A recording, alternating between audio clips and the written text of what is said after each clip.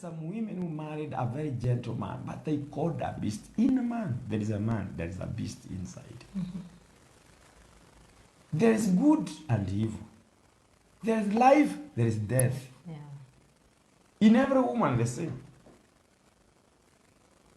There are good things. But what are you aiming at bringing out? That's why you hear people say, if you continue this, you will see the bad part of me. So many couples have developed the bad part. There's a lady, she's happy today, and I always use her testimony. When she married with that attitude that men are men, women cannot be controlled by men. So when they came home in marriage after marrying and they are born again, she could not cook. She would tell the husband today, the husband has cooked. She has cooked today, she tells the husband, do taste yours tomorrow. And when the husband would ask for something, she would look at the husband and say, don't you have your hands? And she would not do it. The husband waited for the attitude to change. It did not change. So one day, he told the wife, please, I need a cup of tea. The wife asked, don't you know where the kitchen is? The man called her, sat her down. Said, darling, look at me today. The wife looked. And then the man said, I have all what it takes to make you the most miserable woman in this world. And I have all what it takes to make you the most happy woman in the world. So I want you to choose what you want to do from today. So the wife said, this testimony was given by the wife. She became wise, scared. If this man can make me happy, why should I choose to be miserable? She looked at him and said, you said you can make me the happiest woman in the world. Said, yes. Say, I want to be that happiest woman in the world. The man said, good. Now you have to obey me and submit to me. That is the condition to arrive there. And the woman said, yes, I will obey you as long as you will make me that happiest woman. And then the woman, from that time, the husband said, now go to the kitchen, make me a cup of tea. She stood up and said, how many? Yeah. And from that day she said, if the husband tells her, jump, she will ask, how many times and how high? Now she has no time for argument. And today, even she is even more famous than the husband. She is even more known, more than the husband. She has become great. I knew her before I knew the husband. And I know there are so many stories of that. And she's good and powerful. She chose well. So I want you to understand this. We have specialized in marriage to call the beast out of our husbands. Instead to call that good man. All our actions, all our wants, all our attitudes, all what we do is not to help this man to become better and transform him, is to call evil. One lady spoke in a seminar and she said, I came to discover it is the woman who like to be beaten by the husband. Those who are beaten. Said, if the woman is in a position, she will never be beaten by the husband. See, I say this, she said that. I say this because I've been beaten by my husband. And say, most of the time, I am the one who provoke it. I challenge him for a war. Useless man, stupid, foolish, what? You tell a man like that, he will slap you even before he knows. You confront. Look at me straight to the eyes and tell me you are not a cheat. Men are not challenged for that contest. Men don't look to each other eye to eye. That's the work of the women. Man look at you to eye when it is good, not when it is evil, and when he has chosen. You tell a man, look to me eye to eye and tell me, hey, you're provoking. Yeah. He will look to you eye to eye when there's no battle. And he's the one who chooses. That is love. In the time of battle, men don't look eye to eye. So you challenge that man, you say, come on, prove you're a man. He will give you a blow. By the time you are down, in this time he remembers, hey, I've done a mistake. Because there is something inside the man. And you don't need to provoke that. Kill it.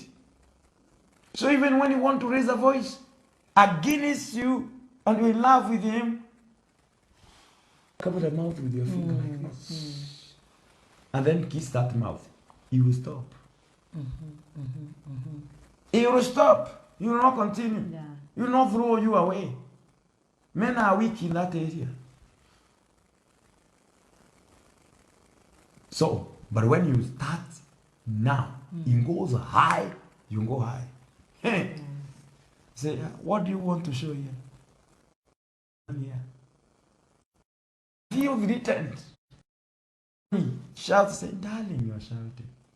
And then you cool him. He will go down quickly and say sorry. And you will say sorry so easily because you are down. Darling, don't leave him talking. And don't shout.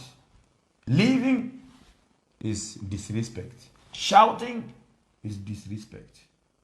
Keeping quiet is disrespect.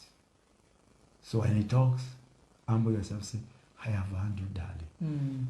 When you are down, I say, what was I saying? And he will say, I'm also sorry. I should not have shouted. I think I have also overreacted. And peace will come. But now, start now competing with this man. Yeah. And showing him that, hey, also you are great. You can know how to shout. There's some women who see they think they can control man like that. And you show him competition. He hasn't done a mistake. Don't wait for him. Hey, come. I was waiting for you, useless man. You thought you will not come. Or you go to office to tell him, you will meet me home. Not all men. You are lucky. If you can tell your husband, you will meet me home. And he comes and then you begin to do what you do, then you might be a very lucky woman. So don't humiliate your husband. Yeah. I have seen men humiliated and sometimes they overreact after they have been humiliated for long. The action they do, you cannot believe. Even in tradition, there's a man that we are given the story, used to be beaten by the wife. Beaten, and the man was being beaten. A wife embarrassing him. So one time, the man decided to do the worst to the woman. And they had an issue, and they went to be helped. They went somewhere. And the man came and said, we are told the woman did not understand this. We do like this, we do this kind of a sacrifice. And the woman was told. And then after that, you tie me 7 times and tie me. And the wife did that. Tied the husband 7 times and untied him. And it became time now for the husband now to tie the wife 7 times and untie. So he did not tie 7 times, he tied once. And the rest you can imagine what happened the rest. That happened. That woman became disciplined. So I am saying this in short. You can turn that wife of yours into a crazy woman. Crazy, uncontrollable. And once a woman releases herself and says she puts a free gear, even if you beat her, you are doing nothing. Yeah. Because now she has come to the class of She doesn't care if you kill or not. But women cannot be controlled anymore. Because the beast has come out. So what happened to you? You made me this way. You turned me into this way. You made me heartless. You made me. People can make each other heartless. Yeah. That you have no conscience. People can turn each other into bitter people. You hold them until they become wicked. Because you don't care about them.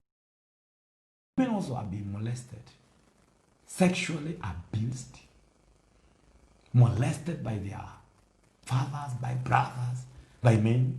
And they have come to marriage now. What she needs is the best treatment from the husband. She does not expect that kind of treatment from her husband, what she has gone through. She likes that shielding. She wants a place where she can lean and be comfortable and be at peace. So the best deal you can do to your wife is to encourage her. Affirm her. Darling. Even they need affirmation more than men. Men need encouragement. Women need more affirmation. You are the most beautiful. You are like you have been dropped from heaven now. You are my angel. When she's told like that, she smiles. The more you tell the woman like that, she will keep on smiling, smiling, and she will be full of joy. Because that's what she needs to survive. She needs that. And she needs... No woman in the world wants to be told she's ugly. All of them want to be told they're beautiful, good. And all things encouragement. So, encouragement in marriage achieves a lot. Wow, encouragement. And there are many people who have specialized to discourage one another.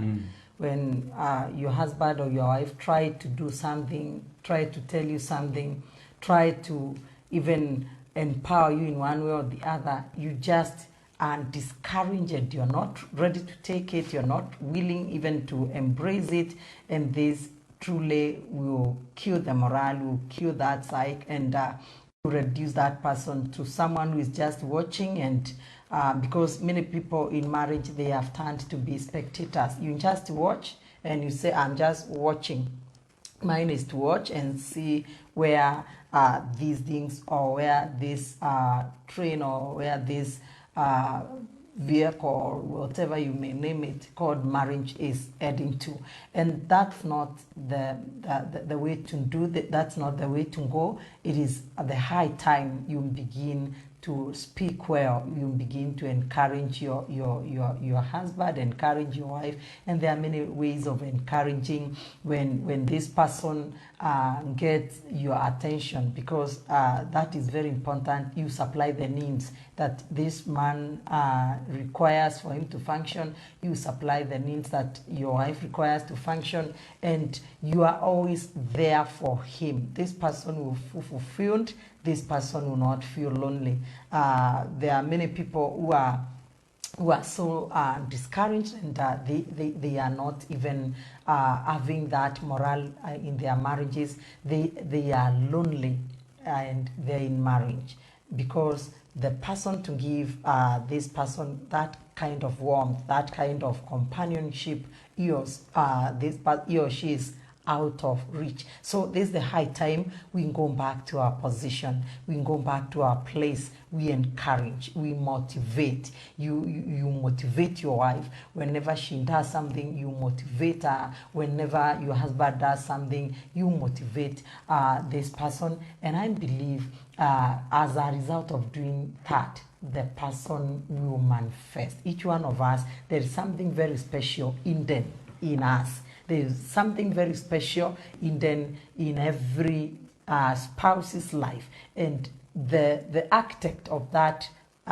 precious thing is the partner. So please, I beg you in the name of Jesus Christ, this is the high time you play your role very well. Use the right ones.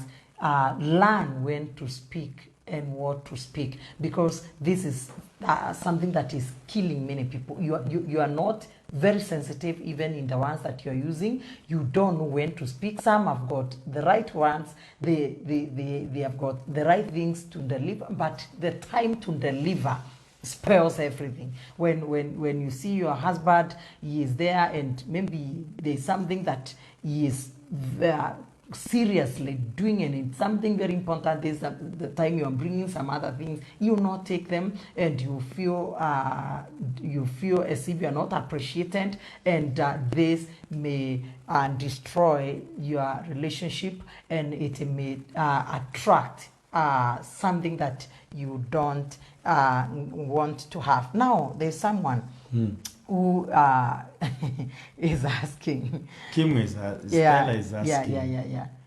What can you advise the men who believe a woman can't humble unless she is beaten? And unless she is beaten. Now, before I advise that, what about women? Because I want to talk this as a man. Because when you answer this, the man will say this is a woman talking. Yes. Now, can you tell us about the woman who beats the husband? Yeah, that's something. What can that woman be told? Now, can you understand? Whenever a woman goes or she reaches to that level of laying her hands to her husband, that is something abnormal, and it is not supported even by Bible. It's not supported by tradition, and that is lack of respect. It is a high state of disrespecting your husband and reaching to that kind of a level, because there are women who do that. There are women who molest their husbands. They before they even beat them with their own hands, they can cook and they don't give them food. They cannot even wash. They cannot do anything, especially when it is associated to their husbands. They have no part to play. And that is lack of submission. God knew it when he commanded us as women to submit. He knew that women, they have a problem to submit when it comes to their own husbands. Women, they don't have a problem to submit to other men, but when it comes to their husbands, it becomes a problem. So it is not in order for any woman, live about beating, even to fail to do what is right, to do what you're supposed to do as a wife to your husband. Even failure to do that, it is a sin before God, and you are breaking the word of God, and you are doing contrary to the laws, not only the word of God, but even to the laws of the land. So as a wife, you should take your place of helping, not the place of beating, your place of supporting your man, not the place of competing. Because the moment, even you see, they are empowered when it comes to their turns. So there are women who they don't beat their husbands by either slapping them, but they beat them. I have heard several men saying, I am just trying to keep quiet because I am not ready for the battles of my wife. And I remember I asked one of them, what kind of battle? He said, Pastor, whenever my wife opens her mouth, everything will hear that she is just trying to show. Quarrelsome. Yeah, she's a quarrelsome woman. So that's why Solomon is saying it is better to stay on top of the roof. Rather than staying with a quarrelsome woman. So I advise every woman out there, learn to humble, learn to submit, and submission, whenever you submit, you get whatever you want from your husband. The example that you are giving us, it's a woman who decided to change. And I want to say there is no woman who cannot change. There is no person who cannot change. So as a wife, please, arguing or retorting or just disregarding your husband does not make you a better woman. Actually, it makes you a bad woman. And God does not support that. And if you choose that way, you will live to regret, you will live in pain, because also that one will provoke your constant behavior of even speaking rudely and harsh ones to your husband and respecting him. You will call into manifestation you will call into manifestation the bad man. And then you never married the bad man, but you can turn him to be a bad man and you not enjoy living with him. So do good, speak well, encourage him, just be a good wife. By doing so and just creating a good environment of love, you will enjoy to stay with that man, because this man will manifest them. You will become better than even you met him. Amen. Yes. I want to address a question now. Yeah. Believing that a woman cannot submit unless beaten is a wrong belief. And that's a wrong mentality. Yeah. And also, I have heard some people before even say that a woman cannot be a woman until the cane is used. And which is very, very, very, Yeah. very bad behavior of faith. I want to address men that we are given muscles, big muscles than women, not to beat them, but to protect them. The woman is humbled by love. That's what humbles the woman. When you love her, that's the medicine of a woman. So when you show her love, she will humble. But when you become cruel, she will lose her meaning, even herself. She will lose her own sense. Because woman came to existence because of love. When she does not have love, most of them are frustrated because love is not shown. When she is shown love, she will be able to submit. So you need to understand that it is not wise to beat the woman. That's weakness. That's not a strength of a man. And most men who beat their wives, they are cowards. They are not strong. And if you're a man listening to me and you beat your wife, you can challenge me. You tell me you are strong. Most of the men are cowards. They cannot face even other men. It's a weakness. And even the final day, you will be judged by a dog. God did not use even a man to pass your case. Dog will call, dog, come. Revolution. Teach this man. Because you cannot see a male dog biting Yeah, female. a female dog. You cannot see that. So if a male dog knows female dogs are to be protected. What are you, man, and you have the brain? You need to protect your wife, not to beat your wife. Wife is not brought into submission because of beating. And I want to say this. Submission is not forced. It's a willing thing. If it is forced, it's not submission. It's something that comes willingly from your heart. You willingly, at your will. The way a woman submits and says, I want to get married to you. She gives herself to you and says, I am yours. Not forcing. She willingly does that. So you can't force it. You can't force respect.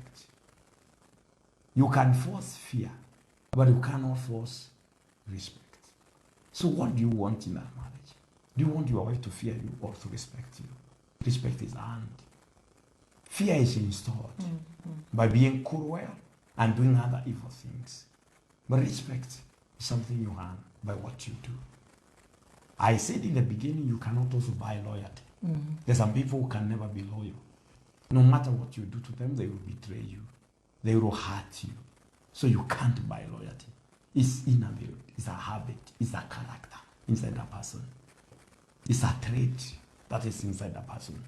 So I want to urge everyone, protect your wife. There are some cultures that promote beating of the women, which is barbaric. It's not good at all. It is not good. So beating a woman or a wife is demonic. It's not good at all. It's not good. So don't be, especially born again. These things you not even imagined. You need to be a man that you have never beaten your wife. And you show her respect, you have respected her, and that is good. So humility does not come because of beating. It comes because you have trained her, you have shown her love, and you have really been there for her. She will develop it. It doesn't matter how weak she was before, she will develop it. And I want to say this to the wives also, as a father, especially to the wives married to a younger husband than them. You maybe be 1 month old, even 1 month is a problem. When issues arise, 1 year old, 2 years old, and you're getting married. If you are not very, this man will feel demeaned by you, and everything you put, you will see that you want to make him a baby. And now you are, especially those who are grown up with the elder sisters who are beating them anytime they go wrong, and mothers. So they see you in that class. So they will begin to rebel. He may not beat you, but he may punish you in other ways, so that you feel bad. There's some men who punish their wives by becoming unfaithful. There are those who beat their wives by failing to support them financially and even support their dreams and everything. They feel like that. So that you are low. So don't allow yourself to go into that place. Honor this man. Show him your respect. And especially if you have now become big also, and you have a big body than him, and or you are even taller than him, you are looking down. Sometimes you need to bow when you talk to him. Because there are things you will talk. No. When you are looking at him like this, you will see that scenario again. He will react.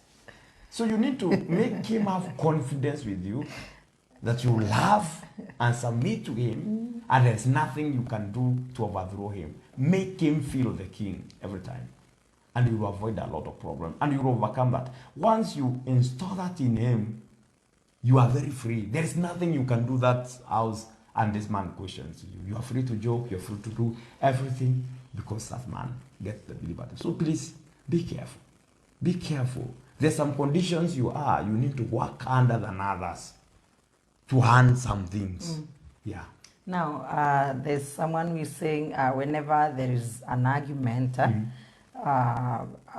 between me and my wife, maybe sometimes I can see she has gone on top. I helped, because I know if I just stand there and I listen to all what she is saying, I may be tempted to overreact.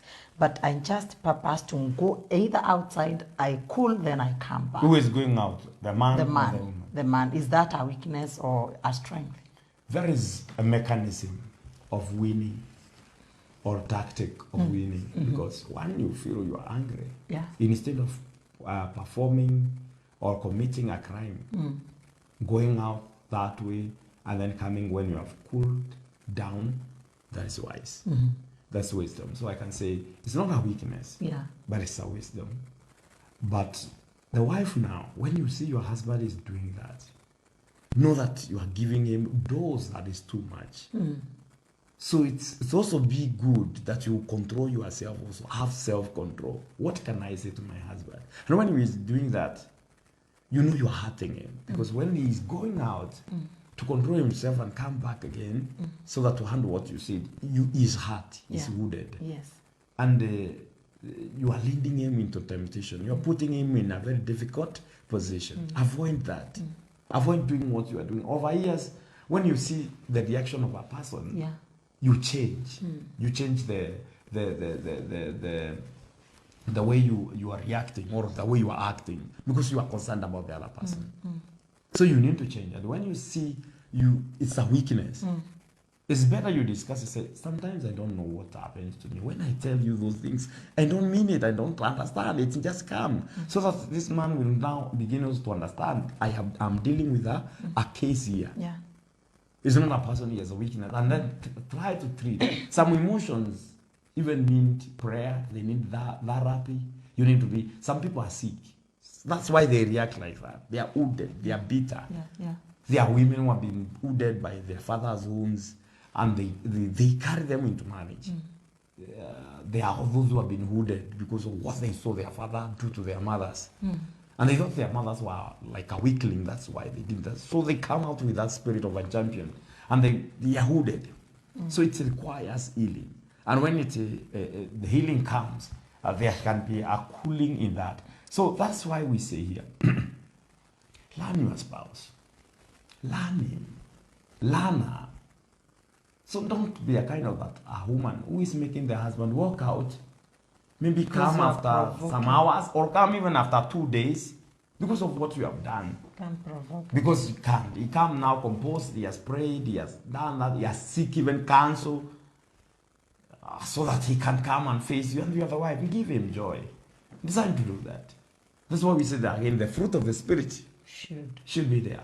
Yes. This is what will help us, and this is what will build us to be what we are supposed to be. Another question, please, before maybe we wind up. Someone is just saying, I need to be advised because I've been trying to be very active in life, and whenever I start a business, it just collapses. And now my wife, she has branded me a failure because of what has been happening in my life. And now whenever I try even to correct her or to show her direction, she cannot take it because of my failure, pattern of financial weaknesses. Yeah, and now she's condemning me that there's nothing I can do and grow a field, and the years that she had given me to grow and make it in life are expiring according to her. What do I do? Number one, as you try to help your spouse, don't be part of the challenge when she is or he is going through the challenge. So this man is part of the challenge. Don't be part of the challenge. Yes. This man is going through a challenge. He has trying to be business. Business is not working. It's collapsed. He is hooded by failure. Failure wounds man. Every man wants to succeed. So failure wounds man. So if you continue now associating him with the failure that has hooded him, you hood him more. You kill him. You are killing kingship in him. You are killing power of love in him. Yeah. You are killing that power of an elder to train in him.